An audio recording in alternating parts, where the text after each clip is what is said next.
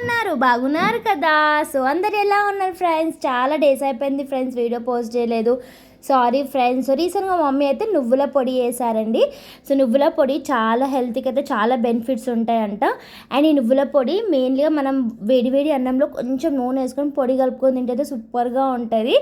And ఇడ్లీలో దోశలో కూడా without chutney పొడితో తిన్నా కూడా సూపర్గా క్రిస్పీ దోశ చేసుకొని ఇలాంటి పొడి వేసుకొని తింటే అయితే సూపర్గా ఉంటుంది. మీరు డెఫినెట్గా ట్రై చేయండి. అండ్ ఇట్లనే పొడి వేసాం కదా, ఇలానే కొంచెం చింతపండు వేసి దాన్ని పేస్ట్ లాగా చేసి కొంచెం పోపు పెడితే నువ్వుల పచ్చడి కూడా అయిపోతుంది అన్నమాట. ఇలా ఇన్ని వెరైటీస్ చేసుకోవచ్చు నువ్వులతో, నువ్వుల పొడి, నువ్వుల పచ్చడి.